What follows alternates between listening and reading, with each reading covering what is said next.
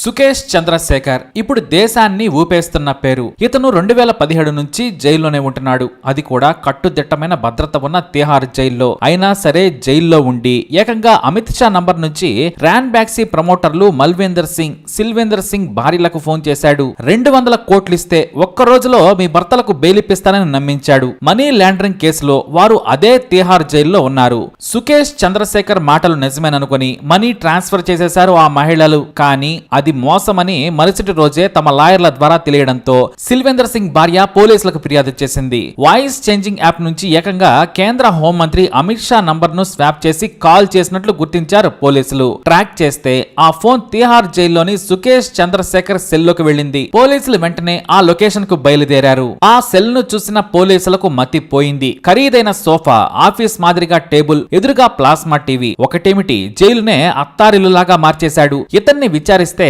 మరో విషయం బయటపడింది. బాలీవుడ్ నటీమణులు డజన్ల సంఖ్యలో సుకేష్ సెల్లో గడిపి వెళ్లారట. అందులో మరీ ముఖ్యంగా శ్రీలంక బ్యూటీ జాక్వెలిన్ ఫెర్నాండెస్ ఎప్పుడంటే అప్పుడు జైల్లోకి వెళ్లి గడిపి వచ్చేది. ఆమె అంటే సుకేష్ కి పిచ్చి. ఇద్దరు సన్నిహితంగా ఉన్న ఫోటోలు కూడా బయటకు వచ్చాయి. ఆమెకు ఖరీదైన గుర్రం, విదేశీ పిల్లులు, డైమండ్ నెక్లెస్లు, బ్యాగులు. ఒకటేంటి, వాళ్ళమ్మకు కూడా మోర్చపోయే రేంజ్ లో 70 లక్షల ఖరీదైన కారును గిఫ్ట్ గా ఇచ్చాడు. ఇక ఈమె తర్వాత బాహుబలిలో ఐటమ్ సాంగ్ లో నటించిన నోరా ఫతేహి నుంచి శ్రద్ధా కపూర్ వరకు అందరూ సుకేష్ కోసం జైల్లోకి వెళ్లారట.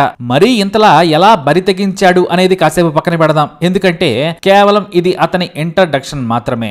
అసలు ఈ సుకేష్ చంద్రశేఖర్ ఎవరు అనేదే ముందు చూద్దాం. సుకేష్ చంద్రశేఖర్ బెంగళూరులో పుట్టి పెరిగాడు. అతనికి కన్నడ, ఇంగ్లీష్, హిందీ, మలయాళం, తమిళం అనర్గళంగా వచ్చు. Smooth talker. 17 ఏళ్ల వయసులోనే తమిళనాడు మాజీ సీఎం కరుణానిధి మనవడినని ఒక కుటుంబాన్ని ₹1 కోటి మేర మోసం చేసి జైలుకెళ్లాడు. అతనికి జైలుకి వెళ్లడం ఇబ్బంది కాదు, కానీ ఆ కోటి మాత్రం తిరిగి ఇవ్వడు.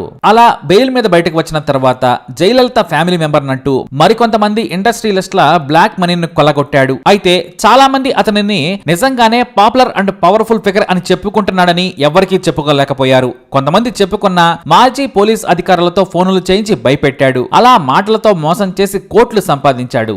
బెంగళూరులోని అతని నివాసం చూస్తే కళ్ళు చెదిరిపోతాయి. అతని ఇంటి ముందు 16 ఖరీదైన కార్లు ఉండడం చూసి పోలీసులకు మతిపోయింది. ప్రతి కారు ₹1 కోటి పైన విలువ చేసేదే. ఇక అతని ఇంట్లో గోల్డ్ కోటింగ్ స్పూన్స్ నుంచి ఇటాలియన్ మార్బుల్స్, ఖరీదైన పెయింటింగ్స్, ఆర్ట్ ఫర్నిచర్ తో ఉన్న వస్తువుల డెకరేషన్ చూసి పోలీసులు బెంబేలెత్తిపోయారు. ఇక కర్ణాటక మాజీ ముఖ్యమంత్రి యాడ్యూరప్ప పర్సనల్ సెక్రటరీ అని చెప్పి ఎంతో మంది వ్యాపారస్తులకు టోపీ పెట్టాడు. ఇక హీరోయిన్లను మాటలతో పడేయడంలో దిట్ట. కానీ ఎంతో మంది హీరోయిన్లతో శారీరకంగా ఎంజాయ్ చేసిన అతనికి శ్రీలంక బ్యూటీ, బాలీవుడ్ నటి జాక్వెలిన్ ఫెర్నాండెస్ అంటే పిచ్చి. ఆమెను ఒక పబ్ లో పరిచయం చేసుకున్నాడు సుకేష్. తాను సన్ టీవీ ఓనర్ అని చెప్పాడు. కరుణానిధి మా తాతయ్య అని జాక్వెలిన్ కు చెప్పాడు. అది నిజమేనని నమ్మింది. ఊరికే నమ్మడానికి జాక్వెలిన్ పిచ్చిదైతే కాదు. హాలీవుడ్ హీరోయిన్లు వాడే గుస్సీ బ్యాగులు, ఖరీదైన డైమండ్ నెక్లెస్లు, ప్లాటినం రింగులని గంటలో ఆమె ముందుంచాడు. ఇంకేముంది, అతని హోదా, డబ్బుని చూసి ప్రేమలో పడిపోయింది. ఇద్దరు శృంగారంలో మునిగి తేలారు. ముద్దులు పెట్టుకుంటూ ఫోటోలు కూడా దిగారు. ఇక తాను 500 కోట్ల బడ్జెట్ తో హీరోయిన్ ఓరియంటెడ్ వెబ్ సిరీస్ తీసుకున్నాను, నీకేం తక్కువ, నువ్వు ఏంజెలినా జోలీలా ఉంటావు, నిన్ను ఇంటర్నేషనల్ స్టార్ ను చేస్తాను అని చెప్పాడు. అతను తన కోసం డబ్బును నీళ్ళలా ఖర్చు చేస్తుంటే సుకేష్ ను ప్రాణంగా ఇష్టపడింది. ఆమె కోసం ఎన్నో కోట్లు ఖర్చు పెట్టాడు. ఖరీదైన కార్లు కొనిపెట్టాడు.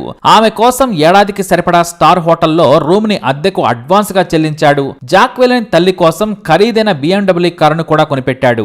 అలా వారి బంధం బలపడిపోయింది. ఇక జాక్వెలిన్ కు సినిమా అవకాశాలు కూడా లేకపోవడంతో సుకేష్ కు మరింత దగ్గరైపోయింది. అయితే సుకేష్ కు అంతకంటే ముందే పెళ్లైంది. లేనా మరియాపాల్ అనే హాట్ బ్యూటీని పెళ్లి చేసుకున్నాడు. ఈమె మోహన్ లాల్ తో రెడ్ చిల్లీస్ అనే మూవీలో నటించింది. కార్తీ మూవీ బిర్యానీ, జాన్ అబ్రహం మద్రాస్ కెఫేలో చిన్న పాత్రలు చేసింది.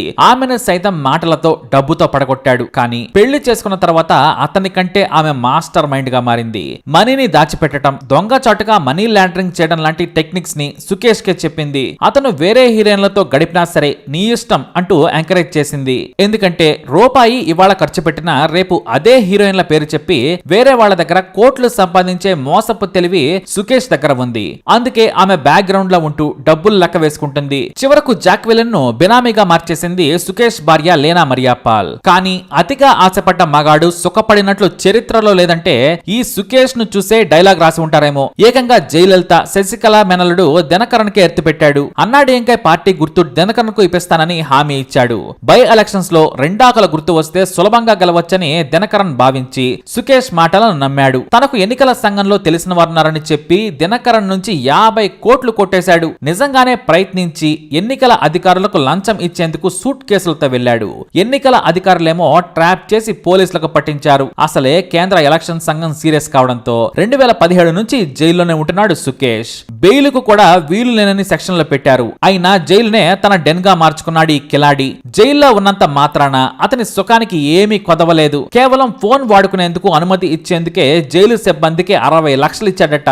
ఆ తర్వాత ప్రత్యేక గదిని, ఫర్నిచర్, న్యూస్ పేపర్లు, టీవీ, టేబుల్ ఏర్పాటు చేసినందుకు కోట్ల రూపాయలను జైలు సిబ్బందికి ఇచ్చాడట సుకేష్. ఇక హీరోయిన్లంటే పిచ్చి. వారిని జైలుకు రప్పించేందుకు డైరెక్ట్ గా మాట్లాడి మారు వేషంలో వేరే పేర్లతో హీరోయిన్లను పిలిపించుకున్నాడు. 2017 నుంచి జాక్వెలిన్ ఫెర్నాండెజ్ లెక్కలేనన్ని సార్లు తిహార్ జైలుకు వెళ్లి సుకేష్ తో గడిపిందని విచారణలో తేలింది. ఆమె మాత్రమే కాదు, బాలీవుడ్ బ్యూటీ నోరా ఫతేహి సైతం ఎన్నో రాత్రులు సుకేష్ తో గడిపిందట. అతని లిస్ట్ లో శిల్పా శెట్టి నుంచి శ్రద్ధా కపూర్ వరకు ఎంతో మంది ఉన్నారు. ఇక చిన్న తరహా నటీమణులకైతే లెక్కే లేదు. ఒకసారి జైలుకు వస్తే మినిమం ₹1 కోటి హీరోయిన్లకు ఇచ్చేవాడట. బాలీవుడ్ బ్యూటీస్ తో సుఖం కోసం ఎన్ని కోట్లైనా ఖర్చు పెట్టేవాడట. నోరా ఫతేహి సైతం పెద్ద విల్లాతో పాటు కార్లు, నెక్లెస్లు గిఫ్ట్ గా ఇచ్చాడట.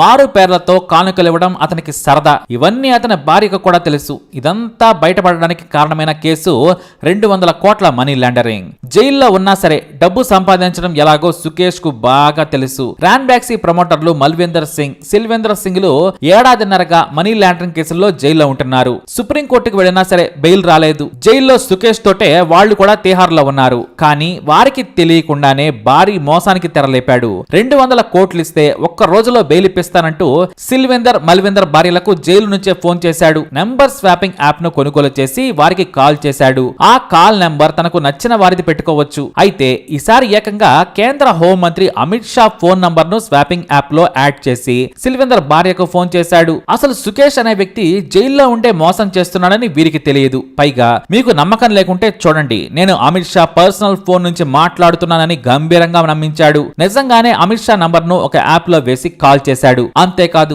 హోంశాఖ కార్యదర్శి నంబర్ల సాయంతో వాయిస్ చేంజింగ్ యాప్ ఉపయోగించి వారిని నమ్మించాడు. డబ్బు కావలసినంత ఉన్నా తమ భర్తలు జైల్లో ఉన్నారని బాధపడ్డ వాళ్లు లీగల్ గా మనీని సుకేష్ కు ట్రాన్స్ఫర్ చేశారు. ఆ డబ్బును సుకేందర్ భార్య లేనా మరియా తీసుకుంది. అయితే అందులో నుంచి వేగంగా దుబాయ్ లో ఉన్న జాక్వెలిన్ తమ్ముడు, తల్లికి మనీ లాండరింగ్ ద్వారా తరలించేశారు. దాదాపు 3 రోజులు మాయమాటలతో సిల్వేంద్ర సింగ్ భార్యను నమ్మించాడు. తన డబ్బు మొత్తం విదేశాలకు తరలగానే ఫోన్ లో కాంటాక్ట్ చేయలేదు.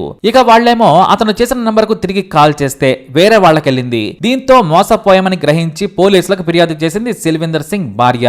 ఆమె లీగల్ గా మనీని ట్రాన్స్ఫర్ చేసింది. అతను కాల్ చేసిన నంబర్లను ట్రాక్ చేసి చివరకు ఆ కాల్స్ లొకేషన్ ట్రాకింగ్ సాఫ్ట్వేర్ సాయంతో సుకేష్ చేశాడని గుర్తించారు. వెంటనే అతన్ని అరెస్ట్ చేసి తమదైన శైలిలో విచారించగా హీరోయిన్లతో సుఖాల నుంచి మనీ లాండరింగ్ వరకు మొత్తం బయటపడింది. అయితే సుకేష్ ను అరెస్ట్ చేయగానే గుట్టు చప్పుడు కాకుండా జాక్వెలిన్, ఆమె తల్లి దుబాయ్ పారిపోయేందుకు ప్రయత్నించారు. కానీ అప్పటికే ఢిల్లీ పోలీసులకు లుకౌట్ నోటీస్ జారీ చేయడంతో ఆమెను ఎయిర్పోర్ట్ లో అదుపులోకి తీసుకున్నారు. అయితే ఆ హీరోయిన్ ముందు తనకు సుకేష్ ఎవరో తెలియదని చెప్పినా ఆ తర్వాత స్నేహం మాత్రమే ఉందని ఒప్పుకుందట. మనీ లాండరింగ్ విషయం నాకు తెలియదు, అతను మా తల్లి, తమ్ముడి అకౌంట్లను ఉపయోగించుకున్నాడని చెప్పిందట. ఇక మరో షాకింగ్ విషయం ఏంటంటే సుకేష్ చంద్ర అసలు పేరు సురేష్ పిల్లై అని, వేలు పిల్లై అని పేర్లను చెప్పిందట జాక్వెలిన్. ఇక మనోడి విషయానికి వస్తే పోలీసులకు కొన్ని నిజాలే చెబుతూ తనను జైలులో అధికారులు వేధిస్తున్నారని డ్రామాలు మొదలుపెట్టాడు సుకేష్. ఇక విచారణలో మాత్రం రోజుకో హీరోయిన్ పేరు బయటకు వస్తోంది. ఇంత కట్టుదిట్టమైన భద్రత ఉన్నా అంత సులువుగా సురేష్ కు ఫోన్ ఎలా లభించింది? హీరోయిన్లు ఎప్పుడంటే అప్పుడు ఎవరంటే వాళ్ళు ఎలా లోనికి వెళ్లారు? నచ్చినంతసేపు ఎలా గడిపి వచ్చారు అనేది మిస్టరీ. ఇక ప్రతి వారం జైలులో అధికారులకు మందు, బిర్యానీ పార్టీ ఇచ్చేవాడట.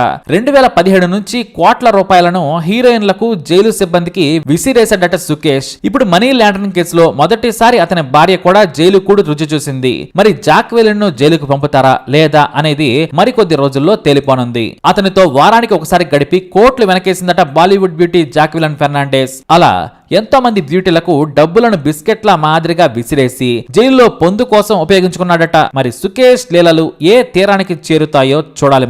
మరి ఈ థ్రిల్లింగ్ స్టోరీపై మీ అభిప్రాయాన్ని కమెంట్ ద్వారా తెలియజేయండి. అలాగే ఇలాంటి ఇన్ఫర్మేషన్స్ కోసం వీడియోని లైక్ చేయండి, షేర్ చేయండి, మా ఛానల్ని సబ్స్క్రైబ్ చేసుకోండి.